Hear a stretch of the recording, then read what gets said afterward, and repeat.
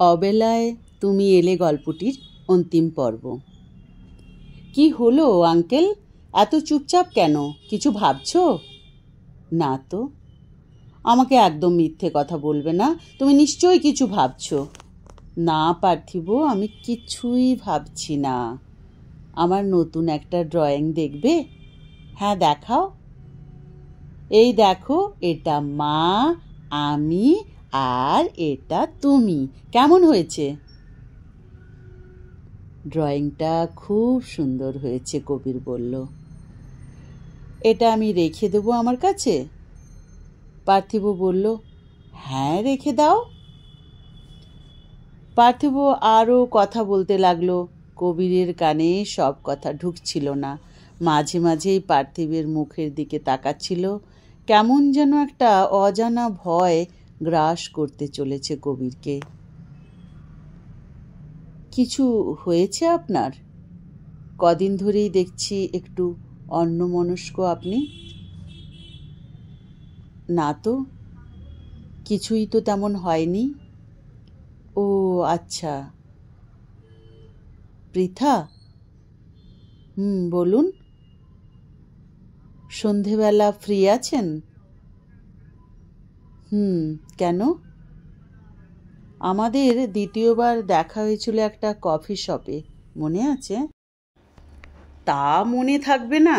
দুজনেই তো ঝগড়া করার জন্য দেখা করতে গিয়েছিলাম, হাসতে হাসতে বলল পৃথা। তার আগে দেখা হয়েছিল ডক্টরের চেম্বারে। সেটাও মনে আছে। আপনি হাঁটতে পারছিলেন না, আমি ধরে ধরে নিয়ে গিয়েছিলাম। আমাদের সেদিন একে অপরের সাথে পরিচয় হয়নি। অনেক খুঁজেছিলাম আপনাকে। কেন?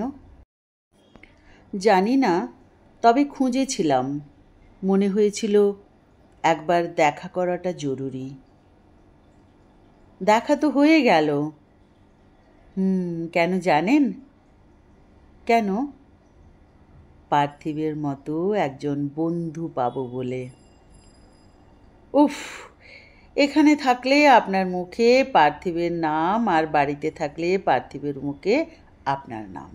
এই দুই বন্ধুর মাঝে আমি যেন ফেঁসে গেছি। যা কিছুই হয়ে যাক না কেন, আমাকে পার্থিবের থেকে আলাদা করে দেবেন না আপনি, কথা দিন। কী সব বলছেন? আমি কেন আলাদা করব আপনাদেরকে? যা বলছি তার উত্তর দিন, কথা দিন। কোনো দিন আলাদা করবেন না আমাদের। আচ্ছা, কথা দিলাম। এবার বলুন তো, ফ্রি আছি নাকি জানতে চাইলেন কেন? ওই কফি শপে একবার যাবেন কফি খেতে?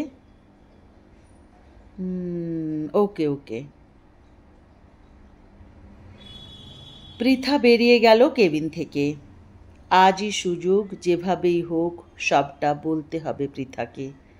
সেদিনের অ্যাক্সিডেন্টের ব্যাপারে কবিরের মনের কথা। যা হবার হবে, কিন্তু এত ভার বয়ে বেড়ানো সম্ভব নয় কবিরের। দাদা, কোথাও যাচ্ছিস? রে, আমি আর পৃথা একটু বেরোবো। তাই নাকি? বাহ, খুব ভালো, ঘুরে আয়। আমি পৃথাকে সেদিনের ঘটনাটা সব জানাতে চাই। তুই পাগল নাকি? এমন কাজও করিস না। দেখ, পৃথা কোনো দিন এই ব্যাপারে জানতে পারবে না, কিন্তু আমি এই ভার বয়ে বেড়াতে পারছি না ভাই। পার্থিবের মুখটা দেখলে খুব খারাপ লাগে। আমি জানি সেদিনের দোষটা সোহমের ছিল, ও ভুল দিকে গাড়ি চালাচ্ছিল। তবুও এই ব্যাপারে সবটা জানা দরকার পৃথার। আমি ওকে ভীষণ ভালোবেসে ফেলেছি। কোনো কিছু লুকিয়ে ওর সাথে জীবন শুরু করতে চাইছি না। কবির বেরিয়ে গেল। রণবীরের ভয় শুরু হলো। এইসবের মাঝে পৃথা যদি হারিয়ে যায় কবিরের জীবন থেকে, তাহলে কবির যে ভেঙে পড়বে। এবার বলুন তো কি হয়েছে? অফিসের কোনো কাজের চাপ নেই, এখানে আমি, আপনি আর 2 কাপ কফি, আর কেউ নেই। এবার বলুন। ধরুন আপনি জানতে পারলেন যে আপনি যাকে ভালোবেসে ফেলেছেন তার অতীতের কোনো ঘটনার জন্য আপনি দায়ী। তখন আপনি কি করবেন? নিজেকে কেন দায়ী ভাবছেন আপনি? মানে আপনি কি মনে করেন আমি কিছুই জানি না? কি কি জানেন আপনি? সবটা। পৃথা, কি জানেন আপনি বলুন? সেদিন রাতের অ্যাক্সিডেন্টের ব্যাপারে আসল সত্যটা। আপনি মনে করে দেখুন, আপনার সাথে যখন আমার প্রথম দেখা হয়েছিল, আপনার ড্রাইভার আপনাকে নিতে এসেছিল। আমি তাকে আগে থেকেই চিনি। অ্যাক্সিডেন্টের পর আপনি ডিপ্রেশনের মধ্যে ছিলেন। তখন আপনার ভাই মানে রণবীর স্যার আমার খোঁজ নিয়েছিলেন। আপনার ড্রাইভার ওই সময় আমার কাছে এসে সবটা জানায়। আসলে সত্যি বলতে নিজের ভাগ্যকে ছাড়া আমি কাউকে দোষারোপ করিনি, কারণ সেদিন দোষটা সোহমের ছিল। তার মানে আপনি সবটা জানেন? শুধুই আমি জানতাম না? আমার প্রথম মনে হতো আপনি বোধহয় সবটা জেনেই পার্থিবের সাথে বন্ধুত্ব করেছেন। হয়তো ভেবেছিলেন যেহেতু অ্যাক্সিডেন্ট আপনার গাড়ির সাথে হয়েছে, তাই ওর বাবার মৃত্যুর জন্য আপনি দায়ী। তাই হয়তো দয়া দেখাতেন। তাই তখন রাগ হতো আপনাকে। আমি বা আমার সন্তান কারোর দয়ায় বাঁচতে চাই না। আমি পরে আপনার ড্রাইভারের সাথে কথা বলে জেনেছি আপনি জানতেনই না এ ব্যাপারে কিছু। তখন থেকে আর আপনার ওপর রাগ হতো না। তাছাড়া আপনার উপর শ্রদ্ধার আরও একটা কারণ হলো ওই সিচুয়েশানে আপনি আমাকে ছেড়ে পালিয়ে যাননি, বরং আমাকে হসপিটালে ভর্তি করার মতো সাহস দেখিয়েছিলেন।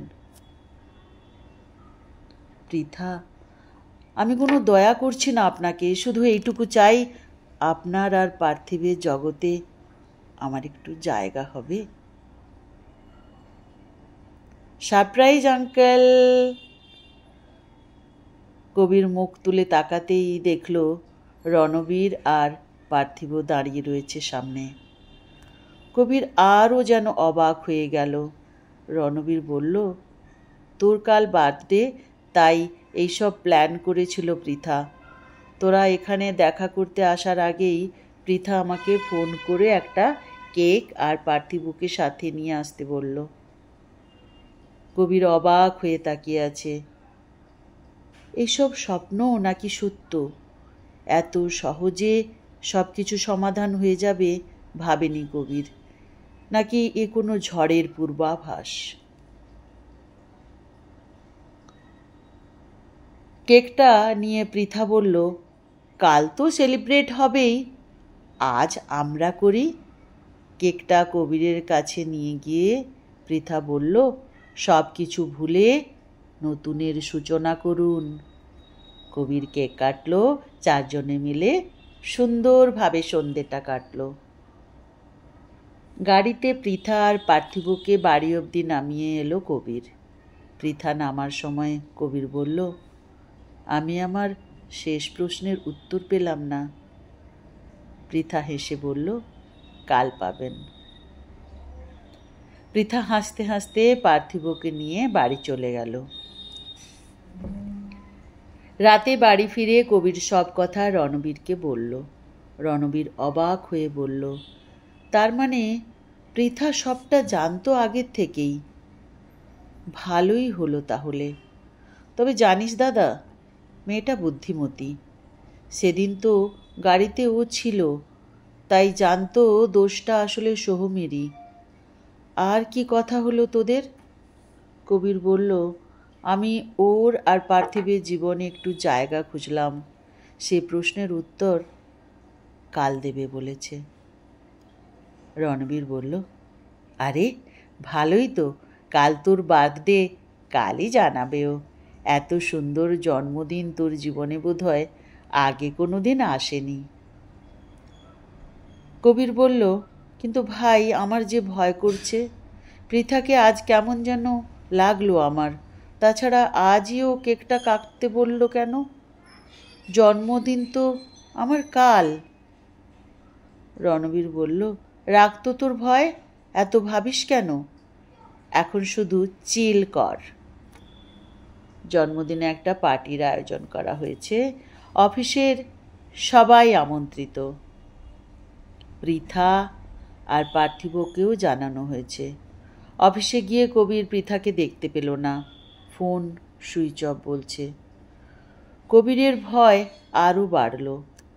রণবীরকে এই কথা জানাতেই রণবীর বলল, তুই এইসব ভেবে আরও প্রেশার হাই কর, এত ভাবিস না। হয়তো ওরা দুজন কোনো সারপ্রাইজ প্ল্যান করছে। ওর যদি কিছু করার হতো তাহলে আগেই করতো। ও তো প্রথম থেকেই সবটা জানে, আর 1 বছরের বেশি এই অফিসে কাজ করছে, কাজের প্রতিও ভীষণ লয়াল। তুই শুধু শুধু টেনশন নিচ্ছিস।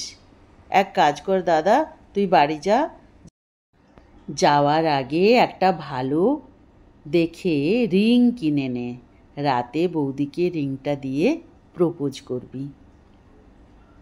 কবির অবাক হয়ে বলল, বৌদি?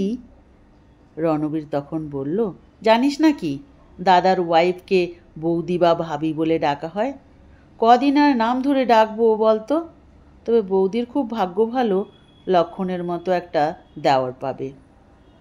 কবির শুনে হেসে উঠল। রণবীর বলল, পার্থিবের জীবনটা আমরা সুন্দর করে গুছিয়ে দেব, দেখিস দাদা। দোকান থেকে রিংটা কিনে কবির আরও একবার পৃথাকে ফোন করল, তখনও সুইচ অফ। রণবীর পৃথার বাড়ির কাছে এসে আরও কয়েকবার ফোন করল পৃথাকে। ফোন বারবার সুইচ অফ বলছে। তাহলে কি দাদার ভয়টা সত্যি হলো? বাড়িতেও কেউ নেই। পৃথার বাড়ি বাইরে থেকে লক করা। আশেপাশে কয়েকজনকে জিজ্ঞাসা করা হলো, কেউ কিছুই জানে না। বাড়ি ফিরে গেল রণবীর। এতক্ষণ অবধি কবির রণবীরের উপর ভরসা করেছিল, কিন্তু ওকে একা বাড়ি ফিরতে দেখে ওর ভয়টা আরও বাড়ল। মালিনী দেবী দূর থেকে দাঁড়িয়ে কিছু একটা সমস্যা হয়েছে বুঝতে পারছিলেন। উনিও বারবার বাড়ির আমন্ত্রণ অতিথির সাথে কথা বলতে বলতে দরজার দিকে তাকাচ্ছেন। রণবীরের ফ্যাকাশে মুখটা দেখে তিনি কিছু একটা আঁচ করলেন। রণবীর কবিরের কাছে এসে বলল, আশেপাশের কেউ জানেন না পৃথা আর পার্থিব এখন কোথায়। ফোনও সুইচ অফ বলছে। ফোন নাম্বার দিয়ে আমি লোকেশন ট্র্যাক করছিলাম, কিন্তু যেখান থেকে ফোন সুইচ অফ হয়েছে সেখানকার লোকেশন দেখাচ্ছে এই শহরের বাইরে। অর্থাৎ সব কিছু মিলাতে গিয়ে দেখলাম এই প্ল্যানটা আগেই করে রেখেছিল পৃথা। কবির চুপচাপ রণবীরের কথা শুনছে। রণবীর আবারও বলল, তুই চিন্তা করিস না দাদা, আমি যেভাবেই হোক ওদের খুঁজে বের করে তোর কাছে নিয়ে আসব। কিছুক্ষণ পর গাড়ির ড্রাইভার কবিরের কাছে এলো। রণবীর ওকে দেখেই বলল, তুমি তো চেনো পৃথাকে, তোমাকেই তো খোঁজ নিতে বলেছিলাম ওর, আর তুমিও ওকে সবটা জানিয়েছিলে। তুমি জানবে পৃথা এখন কোথায়? ড্রাইভার ভয়ে ভয়ে বলল, বিশ্বাস করুন আমি জানি না। আজ ভোরবেলা পৃথা ম্যাডাম এসে এই চিঠিটা আমায় দিয়ে বলল এটা যেন সন্ধে নাগাদ কবির স্যারের হাতে দিই।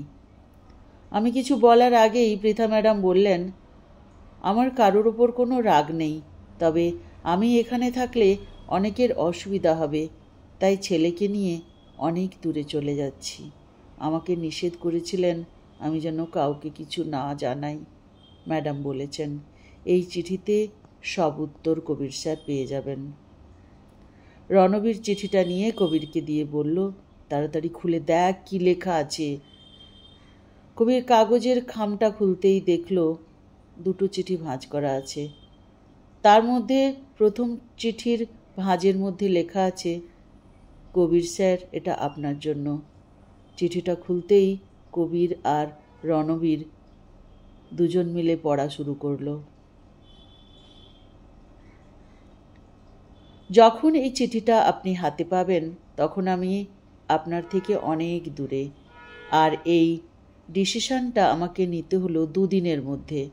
আমি কখনো ভাবিনি এই শহর ছেড়ে চলে যেতে হবে, আমার কাজ ছেড়ে চলে যেতে হবে, আপনাকে ছেড়ে চলে যেতে হবে। আমি আবেগে চলি না, আমি ভীষণ বাস্তববাদী মেয়ে। তাই সেদিনের ঘটনাটা নিয়ে আপনাকে দায়ী আমি মোটেও করছি না। সেটা শুধু সোহমের দোষ ছিল, কিংবা বলতে পারেন আমার ভাগ্যের। আপনি আমার জীবনে আসার পর আমি আবার স্বপ্ন দেখতে শুরু করেছিলাম, বলতে পারেন লোভী হয়ে উঠেছিলাম আবার একটা সংসারের। মানুষ দিন শেষে একটা কাছের মানুষ চায়। সারা দিনের ব্যস্ততা শেষে কেউ অপেক্ষা করে না থাকলে বাড়ি ফিরতে ইচ্ছে করে না। আপনি আমার জীবনে আসার পর আবার বসন্তের আগমন হয়েছিল, কিন্তু তারপর যে কালবৈশাখীর সাথে সম্মুখীন হতে হবে তা আমার জানা ছিল না। রণবীর স্যার আপনাকে অনেক ভালোবাসেন, তার থেকেও আপনাকে আরও একজন ভালোবাসেন। তিনি চান না আপনার আর আমার সম্পর্ক কোনো তৈরি হোক। এখানে আরও একটা চিঠি আছে, সেটা তিনি আমাকে দিয়ে অনুরোধ করেছিলেন আপনার জীবন থেকে চলে যাওয়ার জন্য। আমি চলে যাচ্ছি পার্থিবকে নিয়ে অনেক দূরে। আশা করি হাতের লেখাটা দেখে বুঝতে পারবেন কে চান না আপনার জীবনে আমার উপস্থিতি। ভালো থাকবেন। কবির পরের চিঠিটা খুলতে গিয়েও পারল না। বোধহয় তার কাছে সব পরিষ্কার হয়ে গিয়েছিল, এই কাজ কে করতে পারে। কিন্তু রণবীর পরের চিঠিটা খুলে বুঝতে পারল এটা তার মায়ের হাতের লেখা, অর্থাৎ তার মাই চান না কবির আর পৃথার মিলন হোক। রণবীর রেগে তার মায়ের দিকে তাকিয়ে বলল, কেন করলে তুমি এমন? মালিনী দেবী চুপ করে আছেন। রণবীর তার দিকে এগিয়ে যেতেই কবির হাতটা ধরে বলল, দাঁড়া ভাই, আর কোনো প্রশ্ন করবি না মাকে। আমি পৃথাকে খুঁজতে বের হচ্ছি, ওকে ফিরিয়ে আনতে পারি বা না পারি, কেউ কোনো দিন সেই রাতের সত্যিটা যেন জানতে না পারে। কবির বেরিয়ে গেল গাড়ি নিয়ে। গাড়ি স্পিডে ছুটে চলেছে হাইওয়ে ধরে, কিন্তু কোথায় খুঁজবে পৃথা আর পার্থিবকে? পাগলের মতো এদিক ওদিক ফোন করে যাচ্ছে, অন্যমনস্ক হয়ে গাড়ি চালাচ্ছে। তার মাথায় এখন একটাই প্রশ্ন, মা কেন এমন করলো? সব থেকে বেশি আঘাত কবিরাজ মায়ের থেকে পেয়েছে। হঠাৎ উল্টো দিকে স্পিডে একটা গাড়ি আসায় সামলাতে পারল না কবির। ব্রেক আজ কাজ করল না। ফুটপাতের ওপর একটা দেওয়ালে ধাক্কা দিল, একটা সজোরে শব্দ হলো। পৃথার ঘুম ভাঙল। আজ আবারও এক স্বপ্ন তাড়া করে বেড়ায়। 2 বছর হয়ে গেল শহর থেকে অনেক দূরে চলে এসেছে, তবুও কি সব ভুলে যাওয়া সম্ভব হয়েছে? পার্থিব এই 2 বছরে অনেক চুপচাপ হয়ে গেছে। কবিরের থেকে এই দূরত্ব, অন্য জায়গায় চলে আসা, সব যোগাযোগ বিচ্ছিন্ন করে দেওয়া, এই সব কিছু কেমন যেন হলো, তা কিছুতেই বুঝে উঠতে পারল না পার্থিব। বহুবার মাকে বলেছে কবির আঙ্কেলকে ফোন করতে, কিন্তু মা কিছুতেই করেনি, এমনকি তাকেও ফোন করতে নিষেধ করেছে। রেডি হয়ে স্কুলে চলে গেল পার্থিব, মাকে বাই অবধি বলল না। পৃথার মন আরও খারাপ হয়ে গেল। পার্থিবকে কিছুতেই বোঝাতে পারে না, যেদিনও বড় হবে সেদিন সব বলবে পৃথা, এমনকি এটাও জানাবে সেও ভালোবেসেছিল কবিরকে, কিন্তু পরিস্থিতির কাছে সে অসহায় ছিল। অফিস যেতে একটু দেরি আছে। নিউজ পেপারটা হাতে নিতেই খবরটা চোখে পড়ল। দেশের নাম্বার 1 ইন্ডাস্ট্রি এখন চৌধুরী ইন্ডাস্ট্রি, সেখানে রণবীর স্যারের ছবি। 2 বছর পর রণবীর স্যারকে দেখে ভালো লাগছে পৃথার, কিন্তু কবিরের ছবি নেই কেন? লেখাগুলো ভালো করে পড়ল, সেখানে কোথাও কবিরের নিয়ে কিছু লেখা নেই। নিউজ পেপারটা রেখে দিল পৃথা। মালিনী দেবী কবিরের ছবির সামনে চুপ করে দাঁড়িয়ে আছেন। রণবীর রাত করে বাড়ি ফিরল। মাকে এইভাবে দাঁড়িয়ে থাকতে দেখে কোনো প্রশ্ন করল না, চুপচাপ নিজের রুমে চলে গেল। এই 2 বছর মায়ের সাথে সে কথাও বলেনি। কয়েকদিন ধরেই পৃথা ভাবছিল যে সে বাড়িতে থাকতো, সেখানকার এক প্রতিবেশীকে ফোন করে খবর নেবে, কিন্তু হয়ে উঠছিল না। নাম্বার সেভ করা ছিল। পৃথা ফোন করতেই তিনি বললেন, তুমি নাম্বার চেঞ্জ করেছো? এদিকে তোমাকে কত খুঁজেছি সবাই মিলে, কোথায় আছো তুমি? পৃথা বলল, বলবো সব পরে, আপনারা কেমন আছেন? তিনি বললেন, আগে শোনো সব আমার কথা। তুমি যে অফিসে কাজ করতে, সেখানকার বস রণবীর চৌধুরী প্রতিদিন একবার করে এসে তোমার খোঁজ করেন। উনি তো তোমার পুরনো বাড়িটা কিনে নিয়েছেন।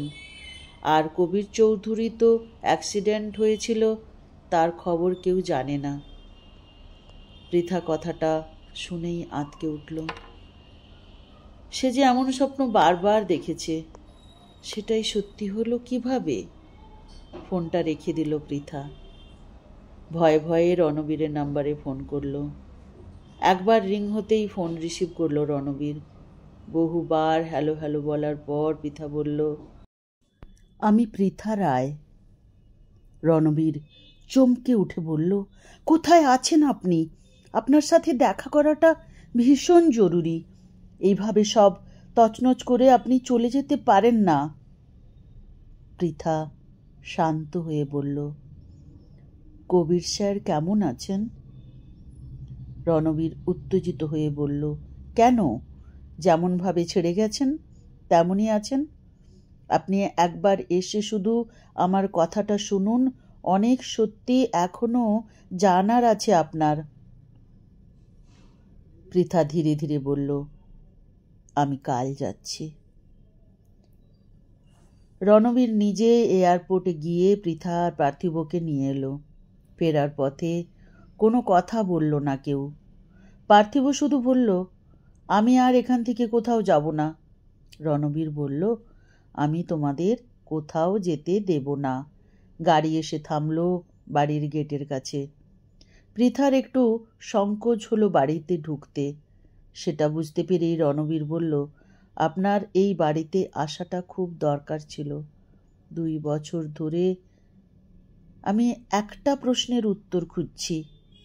পৃথা আর পার্থিবকে দেখে মালিনী দেবী কেঁদে উঠলেন। পৃথার কাছে গিয়ে হাত দুটো ধরে বললেন, আমায় ক্ষমা করে দাও মা, আমার জন্য আজ এই অবস্থা। আমি সব শেষ করে দিয়েছি। আমি ভয় পেয়ে গিয়েছিলাম, ভেবেছিলাম তুমি কবিরের জীবনে এসে যদি ওর আর আমার সম্পর্কের মধ্যে সম্পর্ক নষ্ট করে দাও। আমি তো ওকে জন্ম দিইনি, কিন্তু কোনোদিন রণবীরের চেয়ে আলাদা করে দেখিনি ওকে। আমি অন্যায় করেছি, তার শাস্তি আমি পাচ্ছি।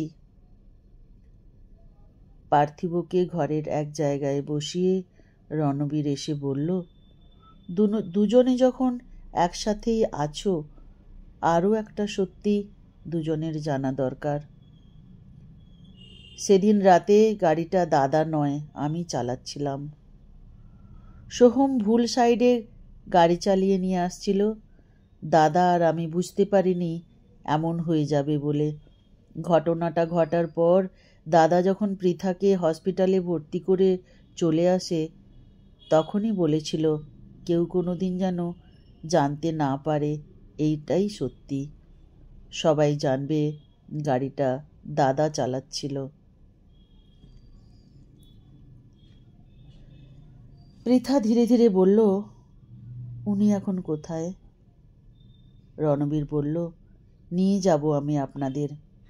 গাড়িতে মালিনী দেবী, পার্থিব আর পৃথাকে চাপিয়ে নিয়ে এসে গাড়ি থামল পৃথার বাড়ির কাছে। পৃথা একটু অবাক হয়ে বলল, এখানে কেন? রণবীর বলল, এই নিন চাবি, ভিতরে গিয়ে দেখুন। পৃথা চাবি খুলে বাড়ির ভিতরে গেল। আজও এই বাড়ির দেওয়ালে অনেক ছবি পৃথা আর পার্থিবের। যেখানে যা ছিল সব একই জায়গায় আছে। আরও একটু ভিতরে গিয়ে পৃথা চমকে গেল। কবিরের এ কি অবস্থা! সামনের চেয়ারে বসে আছে। পৃথাকে দেখেও সে নির্বাক। কাছে গিয়ে বসল পৃথা। সে তো কবিরের এমন অবস্থা কোনো দিন কল্পনা করেনি। কেঁদে ফেলল পৃথা। কবির ধীরে ধীরে বলল, বড় অবেলায় এলে তুমি। পৃথা বলল, আপনি একদিন বলেছিলেন আপনার মৃত্যুর পর 7 মিনিট যখন আপনার ব্রেন সচল থাকবে, সেই 7 মিনিট আমাদের বৃষ্টি ভেজার মুহূর্তগুলো মনে থাকবে। কিন্তু আমি শুধু সেই 7 মিনিট না, আপনার সাথে আমার বাকি জীবনটা থাকতে চাই। হ্যাঁ, অনেকটা অবেলায় এসেছি, কিন্তু আর হারিয়ে যাব না। কবির বলল, তুমি তো কথা রাখোনি। পার্থিবকে আমার থেকে আলাদা করেছ, সবটা জেনেও বিচ্ছিরিভাবে আমায় ছেড়ে গেছ। পৃথা অঝরে কেঁদে যাচ্ছে। আর কোথাও যাব না আমি, পার্থিবও থাকবে। কিছুক্ষণ পর পার্থিব এসে বসলো কবিরের কাছে। তারপর বলল, আমার বন্ধুদের বাবারা স্কুলে বন্ধুদের আনতে যায়। আমি কখনো এমন বায়না করব না। ভালো ছেলে হয়ে থাকবো, শুধু তোমার কাছে থাকবো, আমি আর কোথাও যাব না।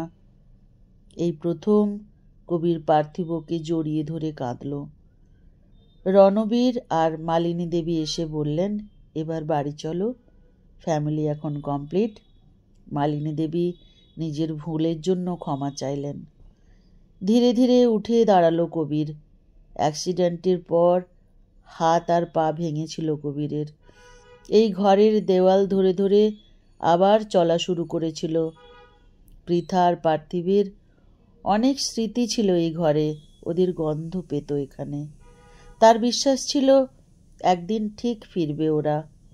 এই 2 বছর এই ঘরে নিজেকে বন্দি করে রেখেছিল, এবার তাকে বেরোতে হবে। ধীরে ধীরে পৃথা আর পার্থিবের হাত ধরে বেরিয়ে এলো কবির। রণবীরের এখন অনেক কাজ। দাদার বিয়ের প্রস্তুতি তাকেই যে নিতে হবে। গল্পটি এখানেই শেষ হলো। কেমন লাগলো কমেন্টের মাধ্যমে জানাতে ভুলবেন না আপনারা। আপনাদের কমেন্ট পড়তে আমার খুব ভালো লাগে। যারা আমার চ্যানেলে নতুন, প্লিজ চ্যানেলটি সাবস্ক্রাইব করে আমার সাথে থাকুন। অনেক ভালোবাসা।